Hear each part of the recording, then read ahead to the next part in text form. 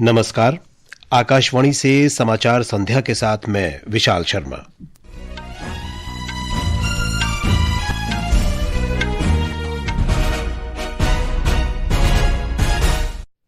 मुख्य समाचार। सरकार ने 2027 की जनगणना के लिए 11,700 करोड़ रुपए से अधिक के बजट को मंजूरी दी। केंद्रीय मंत्रिमंडल ने 2026 सीजन के लिए खोपरा के एमएसपी में 445 रुपए प्रति क्विंटल की बढ़ोतरी की। कोयला संपर्क नीति कोल सेतु में सुधारों को भी मंजूरी दी।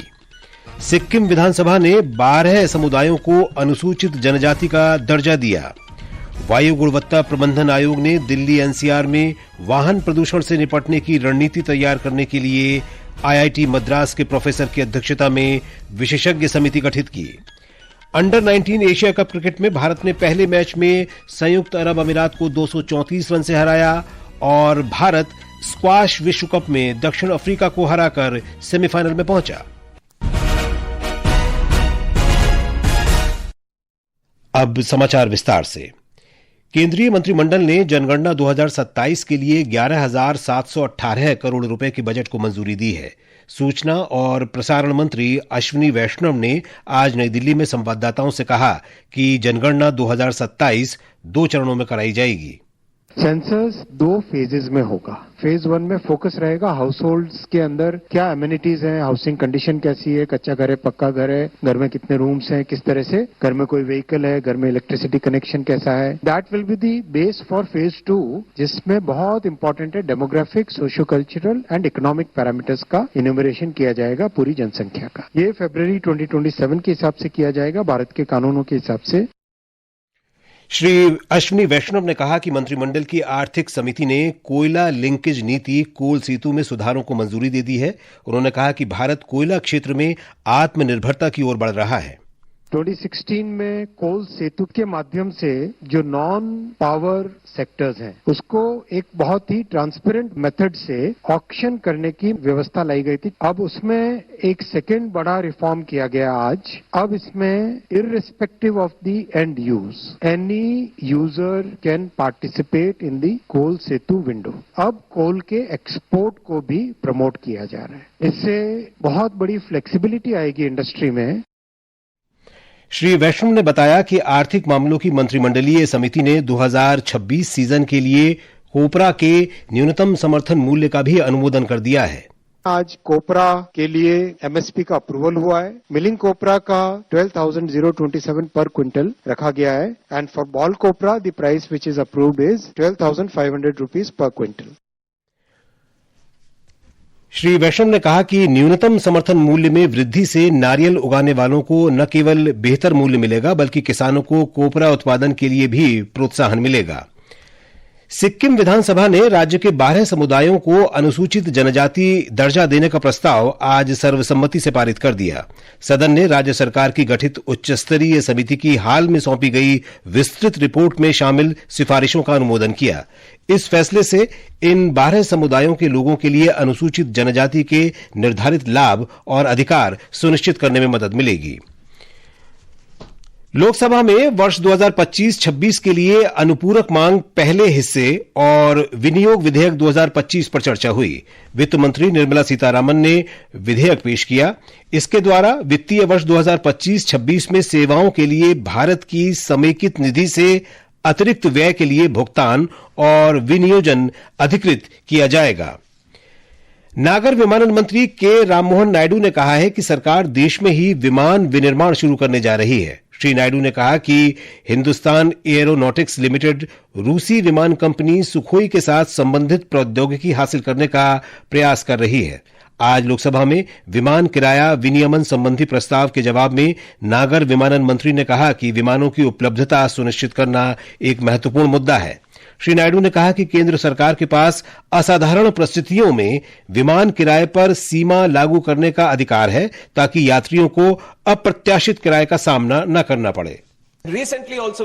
हाल ही में हमने इंडिगो संकट के दौरान भी परिचालन क्षमता में कमी देखी। कई उड़ानें रद्द हुई। कई रूट ऐसे थे जहां एयरलाइन उड़ान नहीं भर पा रही थी, जिस कारण क्षमता में कमी हो गई। ऐसे में फिर से ये देखा गया कि अगर हस्तक्षेप नहीं किया गया तो हवाई किराए में वृद्धि हो सकती है। हमने तुरंत हस्तक्षेप किया, एक आदेश जारी किया और इस बार हमने दूरी के आधार पर श्रेणियां बनाई हैं।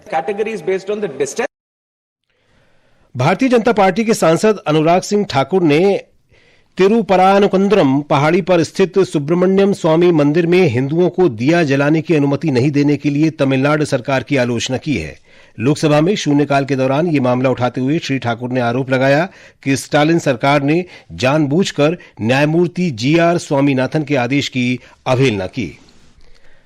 प्रसार भारती ने आकाशवाणी, दूरदर्शन और ओटीटी वेव्स प्लेटफॉर्म पर सामग्री प्रसारित करने के लिए आर्टिफिशियल इंटेलिजेंस एआई निर्मित त्रिलोक नामक संगीत बैंड के साथ कोई समन्वय नहीं किया है। सूचना और प्रसारण राज्य मंत्री डॉक्टर एल मुरुगन ने आज राज्यसभा में ये जानकारी दी। लोकसभा और राज्यसभा की कार्यवाही सोमवार तक के लिए स्थगित कर दी गई है। ये समाचार आकाशवाणी से प्रसारित किए जा रहे हैं। ताजा समाचार जानने के लिए आप हमारे social media handle x@AIR News Hindi को फॉलो कर सकते हैं। समाचार संध्या में आपका फिर स्वागत है। वायु गुणवत्ता आयोग ने दिल्ली और राष्ट्रीय राजधानी क्षेत्र में वाहन प्रदूषण की रोकथाम के लिए विशेषज्ञ समिति गठित की है। पर्यावरण, वन और जलवायु परिवर्तन मंत्रालय ने एक वक्तव्य में कहा कि इस विशेषज्ञ समिति में शिक्षाविद, स्वास्थ्य विशेषज्ञ और वाहन अनुसंधान संस्थानों के विशेषज्ञ शामिल होंगे। ये समिति वाहन प्रदूषण पर अंकुश के लिए आवश्यकतानुसार अतिरिक्त उपायों की सिफारिश करेगी और 2 महीने में अपनी रिपोर्ट सौंपेगी। इस महीने की 15 तारीख को समिति की पहली बैठक होगी। निर्वाचन आयोग ने पश्चिम बंगाल, तमिलनाडु, उत्तर प्रदेश और केरल सहित 8 राज्यों में मतदाता सूचियों के विशेष गहन पुनरीक्षण पर निगरानी के लिए विशेष पर्यवेक्षक नियुक्त किए हैं। एक रिपोर्ट। निर्वाचन आयोग ने कहा कि ये पर्यवेक्षक अपना काम शुरू कर चुके हैं और अगले वर्ष फरवरी में मतदाता सूची जारी होने तक इन राज्यों में प्रत्येक सप्ताह के 2 दिन मौजूद रहेंगे। आयोग ने बताया कि विशेष मतदाता सूची पर्यवेक्षक राजनीतिक दलों के राज्य स्तर और जिला स्तर के नेताओं के साथ बैठक करेंगे। इन राज्यों के मुख्य चुनाव अधिकारियों और जिला चुनाव अधिकारियों के साथ भी इनकी बैठक होगी ताकि ये सुनिश्चित किया जा सके कि पूरी चुनाव प्रक्रिया सुचारू और पारदर्शी ढंग से संपन्न हो। ये पर्यवेक्षक एसआईआर प्रक्रिया पर निगरानी रखेंगे ताकि कोई भी पात्र मतदाता सूची में शामिल होने से वंचित न रहे और किसी भी अवैध मतदाता का नाम सूची में न रहने पाए। अनुपम की रिपोर्ट के साथ समाचार कक्ष से मैं सरफिरोजी। छत्तीसगढ़ के सुकमा जिले में आज 10 माओवादियों ने समर्पण कर दिया। हमारे संवाददाता ने बताया है कि इनमें 6 महिला माओवादी भी शामिल हैं। छत्तीसगढ़ के सुकमा जिले में आज 10 माओवादियों ने एक AK-47, 2 SLR rifle, 1 Sten gun, 1 BGL launcher के साथ आत्मसमर्पण किया है। इन माओवादियों पर कुल 33 लाख रुपए का इनाम घोषित था। आत्मसमर्पण करने वाले इन माओवादियों को शासन की पुनर्वास नीति के तहत 50-50 हजार रुपए की प्रोत्साहन राशि प्रदान की गई है। इन माओवादियों ने आत्मसमर्पण करने के बाद आज सुकमा स्थित पुनर्वास केंद्र में पौधारोपण भी किया। विकल्प शुक्ला, आकाशवाणी समाचार, रायपुर। प्रधानमंत्री नरेंद्र मोदी इस महीने की 15 तारीख को जॉर्डन, इथियोपिया और ओमान की यात्रा पर रवाना होंगे। विदेश मंत्रालय में सचिव डॉक्टर नीना मल्होत्रा ने आज नई दिल्ली में संवाददाताओं को बताया कि जॉर्डन के अब्दुल्ला द्वितीय बिन अल हुसैन के निमंत्रण पर प्रधानमंत्री 15 से 16 दिसंबर तक जॉर्डन की यात्रा पर होंगे। ये यात्रा दोनों देशों के राजनयिक संबंधों के 75 वर्ष पूरे होने के अवसर पर हो रही है। India and Jordan share warm and friendly relations. Bharat और जॉर्डन के बीच आपसी विश्वास और सद्भावना पर आधारित सौहार्दपूर्ण और मैत्रीपूर्ण संबंध है। राजनीतिक, आर्थिक, रक्षा सहित विभिन्न क्षेत्रों में मजबूत जनसंपर्क स्थापित है। भारत और जॉर्डन के बीच मजबूत आर्थिक संबंध भी है, जिसमें भारत जॉर्डन का तीसरा सबसे बड़ा व्यापारिक साझेदार है और दोनों देशों के बीच द्विपक्षीय व्यापार का मूल्य $2 करोड़ 80 लाख है। Two countries is valued at $2.8 billion. Doctor Neena Malhotra ने बताया कि यात्रा के दूसरे चरण में प्रधानमंत्री इथियोपिया जाएंगे। श्री मोदी इथियोपिया के प्रधानमंत्री डॉक्टर अबी अहमद अली के साथ द्विपक्षीय और शिष्टमंडल स्तर की वार्ता करेंगे। विदेश मंत्रालय में सचिव अरुण कुमार चटर्जी ने बताया कि यात्रा के अंतिम चरण में प्रधानमंत्री 17 से 18 दिसंबर तक ओमान में होंगे। श्री चटर्जी ने कहा कि ओमान के साथ भारत के विशेष व्यापारिक संबंध हैं। यात्रा के दौरान कई समझौतों पर हस्ताक्षर होने की आशा है। भारत ने आशा व्यक्त की है कि थाईलैंड कंबोडिया सीमा पर जारी झड़पों के बीच यूनेस्को की विश्व धरोहर स्थल प्रहविहिर मंदिर और संबंधित संरक्षण केंद्रों की पूरी सुरक्षा के लिए सभी उपाय किए जाएंगे। विदेश मंत्रालय के प्रवक्ता रणधीर जायसवाल ने दोनों देशों से बातचीत और शांति के रास्ते पर लौटने का आग्रह किया। यूनेस्को की अमूर्त सांस्कृतिक विरासत संरक्षण संबंधी अंतर सरकारी समिति का 20वां सम्मेलन आज नई दिल्ली के लाल किला में संपन्न हुआ। समापन समारोह को संबोधित करते हुए संस्कृति सचिव विवेक अग्रवाल ने कहा कि संस्कृति को सामूहिक विरासत के रूप में देखने की भारत का सभ्यतागत दृष्टिकोण संस्कृति की रक्षा, विश्व की रक्षा सिद्धांत से प्रेरित है। ये समाचार हमारी वेबसाइट www.newsonair.gov.in और हमारे न्यूज ऑन एआईआर ऐप पर भी उपलब्ध हैं। केंद्रीय गृह मंत्री अमित शाह ने महान स्वतंत्रता सेनानी विनायक दामोदर सावरकर को भावभीनी श्रद्धांजलि अर्पित की है। उन्होंने वीर सावरकर को एक सशक्त लेखक के साथ साथ सांस्कृतिक राष्ट्रवाद की आधारशिला रखने वाला नायक बताया। सावरकर की कविता संग्रह के 115 वर्ष पूरे होने के अवसर पर अंडमान निकोबार द्वीप के श्री विजयपुरम में आयोजित समारोह में श्री शाह ने कहा कि सावरकर की विचारधारा का प्रचार प्रसार किया जाना चाहिए और इसे बच्चों के साथ साझा किया जाना चाहिए। विज्ञान और प्रौद्योगिकी मंत्री डॉक्टर जितेंद्र सिंह ने कहा है कि आर्टिफिशियल इंटेलिजेंस का विवेकपूर्ण उपयोग स्वास्थ्य देखभाल क्षेत्र के लिए वरदान साबित हो सकता है।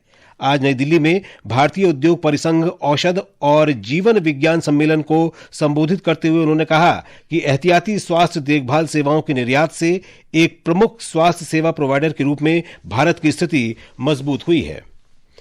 सूक्ष्म, लघु और मध्यम उद्यम मंत्रालय ने आज नई दिल्ली में प्रधानमंत्री विश्वकर्मा योजना के अंतर्गत पंजीकृत कारीगरों की ऑनलाइन बाजार पहुंच को बढ़ावा देने के लिए अमेजन सेलर सर्विस के साथ समझौता किया है। समझौते के तहत विश्वकर्मा कारीगरों को ई कॉमर्स प्लेटफॉर्म पर शामिल करने में सुविधा मिलेगी।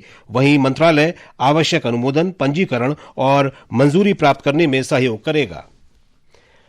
और अब बात खेलों की। अंडर 19 एशिया कप क्रिकेट के पहले मुकाबले में भारत ने संयुक्त अरब अमीरात को 234 रन से हरा दिया। पहले बल्लेबाजी करते हुए भारत ने निर्धारित 50 ओवर में 433 रन बनाए थे। वैभव सूर्यवंशी को शानदार 171 रन की शतकीय पारी के लिए प्लेयर ऑफ द मैच चुना गया। भारत का अगला मुकाबला पाकिस्तान से 14 दिसंबर को होगा। चेन्नई में स्क्वाश विश्व कप में भारत ने दक्षिण अफ्रीका को 3-0 से हराकर सेमीफाइनल में प्रवेश कर लिया है। भारत की ओर से जोशना चिनप्पा ने दक्षिण अफ्रीका की टीगन रसल को, अभय सिंह ने डेवाल्ड वैन नीकेर्क को और अनहत सिंह ने हेलेवार्ड को शिकस्त दी। इससे पहले हुए मुकाबले में भारत ने ब्राजील को 4-0 से हराया। मौसम विभाग ने अगले 2 दिनों तक उत्तरी आंतरिक कर्नाटक में भीषण शीतलहर का अनुमान व्यक्त किया है। विदर्भ, मध्य महाराष्ट्र, छत्तीसगढ़, तेलंगाना, दक्षिणी आंतरिक कर्नाटक और ओडिशा में 14 दिसंबर तक शीतलहर चलने की संभावना है। विभाग ने हिमाचल प्रदेश, पंजाब, हरियाणा, चंडीगढ़, दिल्ली, उत्तर प्रदेश और देश के उत्तर पूर्वी हिस्सों में सोमवार तक घना कोहरा छाए रहने का अनुमान व्यक्त किया है। और अब अंत में मुख्य समाचार एक बार फिर। सरकार ने 2027 की जनगणना के लिए 11,700 करोड़ रुपए से अधिक के बजट को मंजूरी दी। केंद्रीय मंत्रिमंडल ने 2026 सीजन के लिए कोपरा के एमएसपी में 445 रुपए प्रति क्विंटल की बढ़ोतरी की। कोयला संपर्क नीति कोल सेतु में सुधारों को भी मंजूरी दी। सिक्किम विधानसभा ने 12 समुदायों को अनुसूचित जनजाति का दर्जा दिया। वायु गुणवत्ता प्रबंधन आयोग ने दिल्ली एनसीआर में वाहन प्रदूषण से निपटने की रणनीति तैयार करने के लिए आईआईटी मद्रास के प्रोफेसर की अध्यक्षता में विशेषज्ञ समिति गठित की। अंडर 19 एशिया कप क्रिकेट में भारत ने पहले मैच में संयुक्त अरब अमीरात को 234 रन से हराया और भारत स्क्वाश विश्व कप में दक्षिण अफ्रीका को हराकर सेमीफाइनल में पहुंचा। इसके साथ ही समाचार संध्या का ये अंक समाप्त हुआ। नमस्कार।